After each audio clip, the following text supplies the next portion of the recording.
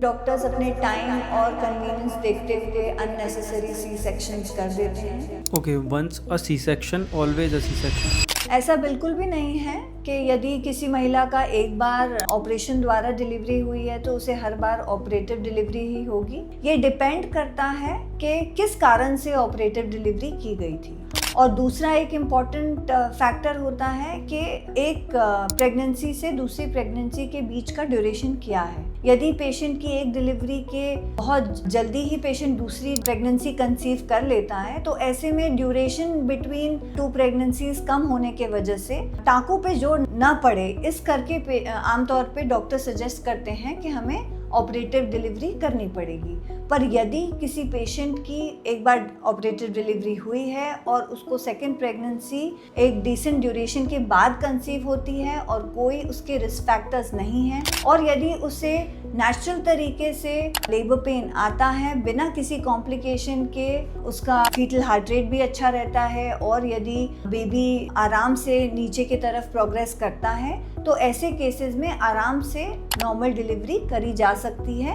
But ये delivery सारे measures के साथ करनी पड़ती है।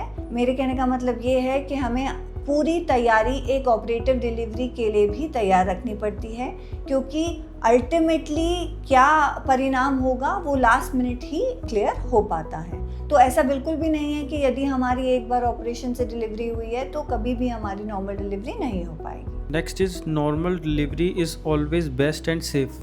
नॉर्मल डिलीवरी आमतौर पे सबसे सुरक्षित तरीके की डिलीवरी मानी जाती है, इसमें कोई डाउट नहीं है। परंतु ऐसे बहुत सारे फैक्टर्स होते हैं जिनके वजह से डॉक्टर को डिसाइड करना पड़ता है कि पेशेंट को सिजेरियन की आवश्यकता है। कुछ फीटल रिलेटेड फैक्टर्स होते हैं, यानी कि बच्चे से संबंधित कुछ चीज़ें होती हैं। बच्चे की पोजीशन यदि डिस्टर्ब्ड हो या बच्चे की धड़कन कम होने लगे या बच्चे ने मेकोनियम वगैरह पास कर दिया हो, तो ऐसी परिस्थिति में ऑपरेटिव डिलीवरी ज़्यादा सुरक्षित हो जाती है उस बच्चे के लिए। और कुछ फैक्टर्स होते हैं जो मदर से रिलेटेड होते हैं, जैसे यदि मदर का बीपी बहुत ज़्यादा बढ़ने लगे या उससे पानी छूट जाए और पानी छूटने के उपरांत भी उसके बच्चेदानी डायलेट नहीं हो पाए, तो ऐसी परिस्थितियों में हमें ऑपरेटिव डिलीवरी करनी पड़ती है। तो ये जानते हुए भी कि वेजाइनल डिलीवरी एक सबसे सुरक्षित तरीके की डिलीवरी है,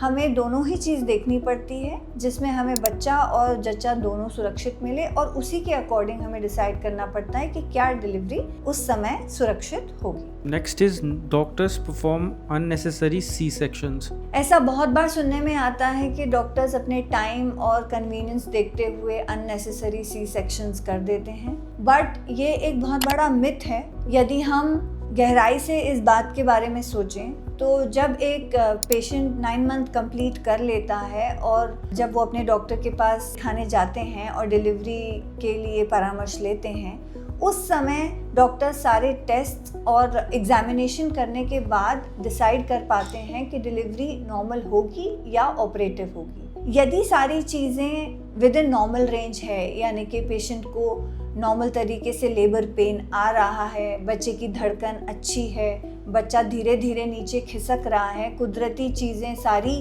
ठीक ठाक चल रही हैं, तो ऐसी परिस्थिति में डॉक्टर अवश्य ही नॉर्मल डिलीवरी की कोशिश करते हैं। पर यदि कोई ऐसी परिस्थिति देखने को मिलती है जहां बच्चे की जान को या जच्चा की जान को खतरा हो या पेशेंट का बीपी बढ़ रहा हो या कोई प्रेशियस बेबी हो या पहले की बैड ऑब्स्टेट्रिक हिस्ट्री हो, तो दोनों ही चीज़ों को देखते हुए डॉक्टर डिसाइड करता है कि पेशेंट के लिए क्या ज़्यादा सुरक्षित है। तो ऐसा बिल्कुल भी नहीं है कि हर पेशेंट का ऑपरेशन किया जाता है। आज के टाइम में इनफैक्ट मेरा अनुभव ये है, मैंने बहुत बार ऐसा देखा है कि पेशेंट खुद ब खुद ऑपरेटिव डिलीवरी रिलेटेड क्वेश्चन पूछता है और खुद बाय चॉइस हमें कहता है कि हम ऑपरेटिव डिलीवरी करवाना चाहते हैं। तो ये एक बहुत गलत धारणा बनी हुई है। तो मैं चाहती हूँ कि आप इस चीज़ को अपने डॉक्टर से सही से समझें और इससे एक ब्लेम गेम की तरह ना देखें।